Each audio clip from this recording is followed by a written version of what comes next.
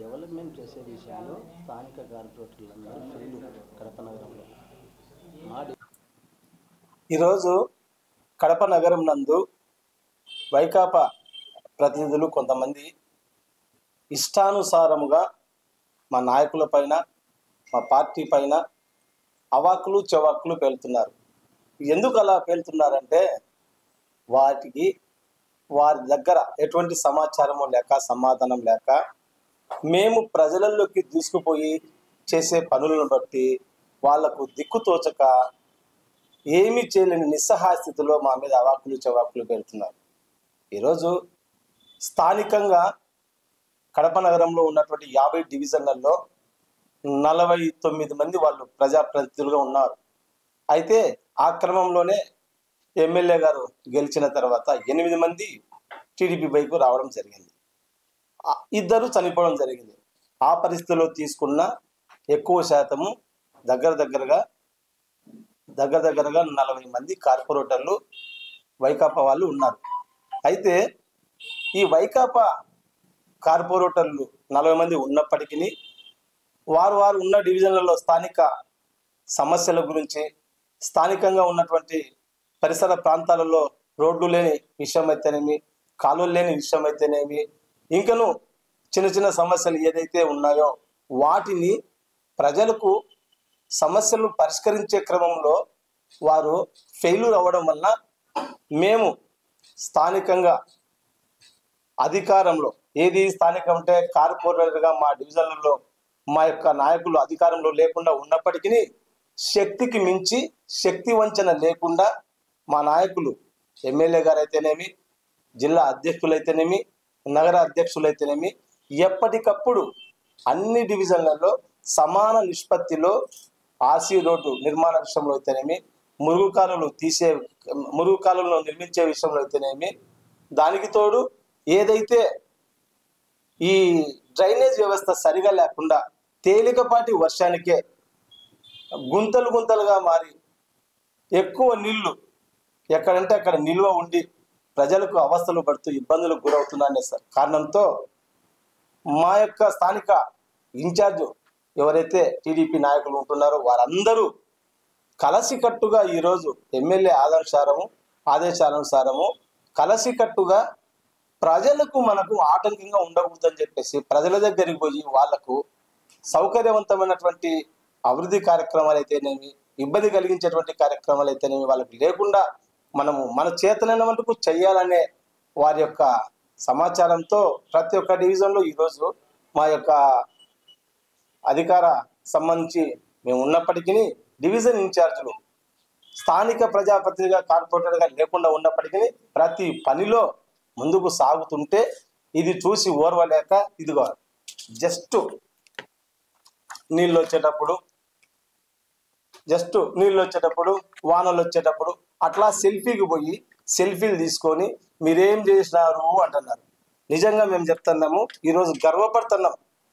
ఏ చిన్న సమస్య వచ్చినా ఇదిగో చూడండి, ఈ సమస్య ఉదయం తెల్లవారక సరికే 6 గంటలకే మా నగరాధ్యక్షులు కానీ, మా ఎమ్మెల్యే గారు కానీ, మా జిల్లా అధ్యక్షులు కానీ, చుట్టూ ఉన్నటువంటి పరిసర ప్రాంతాలలో 50 డివిజన్లలో ఉన్నటువంటి ఇన్ఛార్జీలకు అధికారులను పురమాయిస్తూ మీ సమస్యలు ఏదైనా మీరు ప్రశ్నించి వాళ్ళ దగ్గర పరిష్కారం చేసుకోండి అని చెబితే మేము సొంత పనిగా భావించి ప్రతి డివిజన్లో ఉన్నటువంటి ఇన్ఛార్జి అధికారులతో మమేకమయ్యి సమస్యలు వాళ్ళ దృష్టికి తీసుకొని పోయి ఖచ్చితంగా పరిష్కారం చూడండి.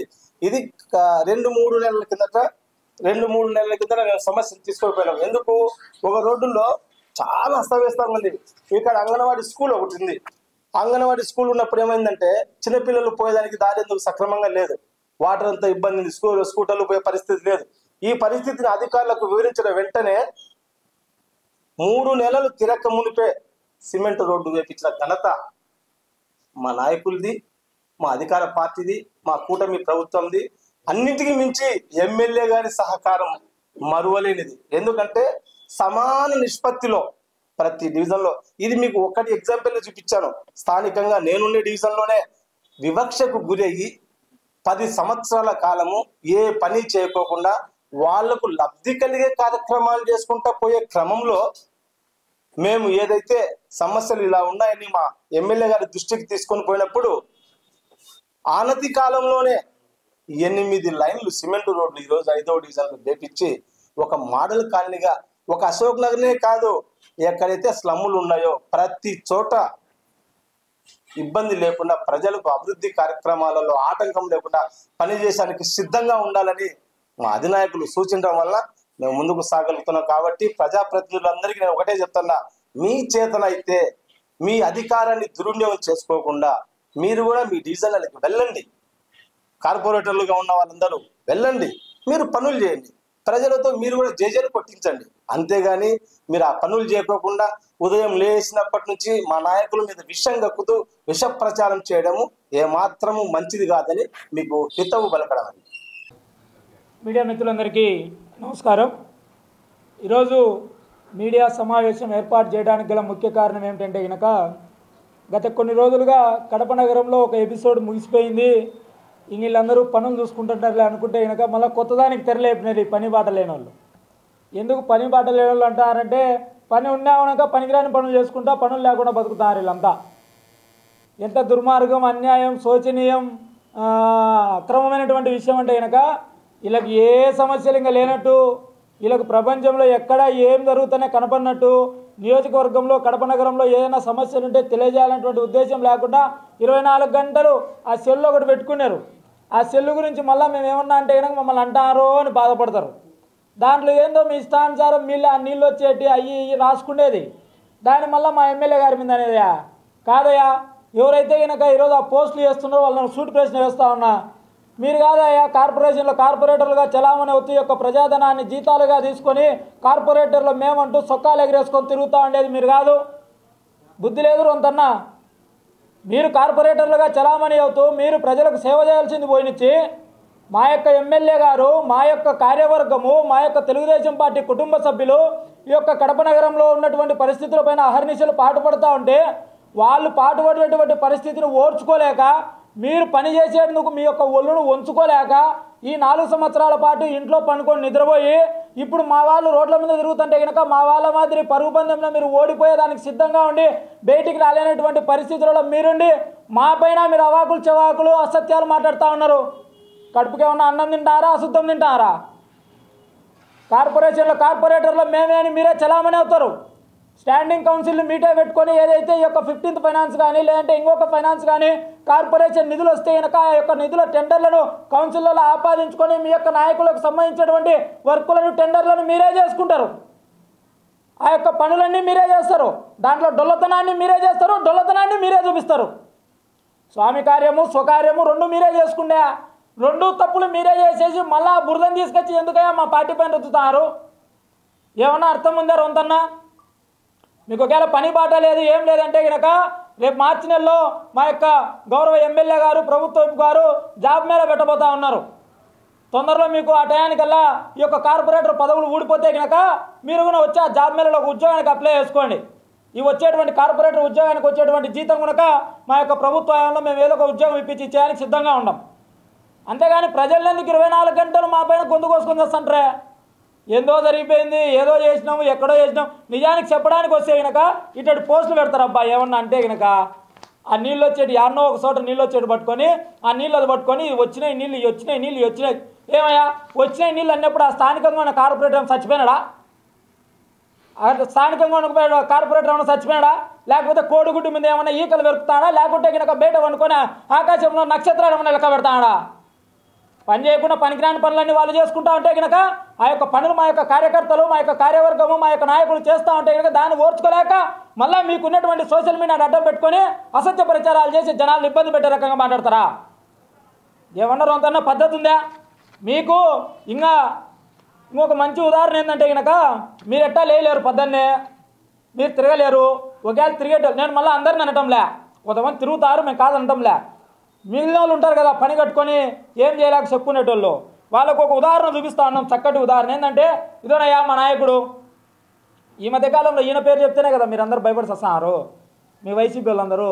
మా నాయకుడు మా నగరాధ్యక్షుడు మన్సూర్ అలీ ఖాన్ చూడండి అయ్యా, సిల్టు తీపిచ్చేటువంటి కార్యక్రమము దగ్గరుండి ఉదయాన్నే లేచి ఆయన గారే పర్యవేక్షణ తీసుకొని మళ్ళీ మా యొక్క నాయకత్వాన్ని అందరినీ తీసుకొని పోయి మీ యొక్క నగరంలో, మీ యొక్క వార్డులలో, మీ యొక్క వీధులలో ఎక్కడైనా సమస్యలు ఉంటే కూర్చొని పని చేయించుకొని ప్రజలకు ఇబ్బంది లేకుండా, దుర్గంధం లేకుండా మంచి ఆరోగ్యకరమైనటువంటి పరిస్థితిని తెచ్చే విధంగా చేయండి అని చెప్పేసి మా నగరాధ్యక్షుల వారు అనుగుణంగా మమ్మల్ని ఏ విధంగా నడిపిస్తూ ఉన్నారో, ఆయన కూడా ఏ విధంగా పనిచేస్తూ ఉన్నారో.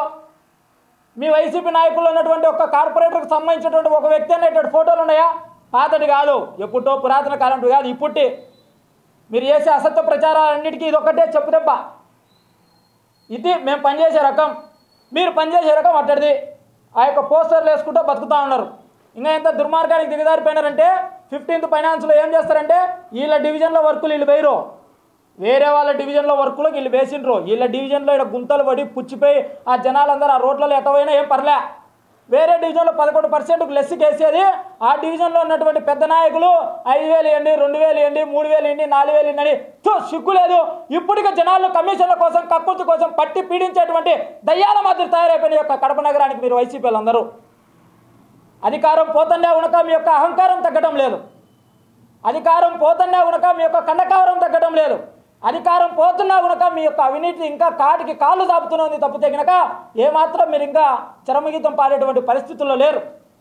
కాబట్టి ఇకనైనా సరే మర్యాదగా మట్టసంగా ఏదన్నా ఎవరి పని వాళ్ళు చేసుకొని ఈ యొక్క కడప నగర అభివృద్ధి వైపు నడిచే విధంగా చేస్తే కనుక మంచిగా ఉంటుంది. లేదు మీ ఇష్టానుసారం మీకు ఉన్నటువంటి సోషల్ మీడియాను పెట్టుకొని మా యొక్క గౌరవ ఎమ్మెల్యే గారి పైన కానీ, మా యొక్క పార్టీ నాయకత్వం పైన కానీ, మా పార్టీ నాయకులు చేస్తున్నటువంటి పనులపైన కానీ, మా తెలుగుదేశం పార్టీ కూటమి నాయకులు చేస్తున్నటువంటి అభివృద్ధి కార్యక్రమాల పైన కానీ అసత్య ప్రచారాలు కానీ, అసత్య ఆరోపణలు కానీ ఇంకొకసారి ఏ యొక్క సోషల్ మీడియా మాధ్యమికంలో కానీ, టీ స్టాల్ దగ్గర కానీ అసత్య ప్రచార ఆరోపణలు వచ్చినటువంటి సందర్భం ఉందంటే కనుక ఇక మీదట మాటలు ఏముండవు.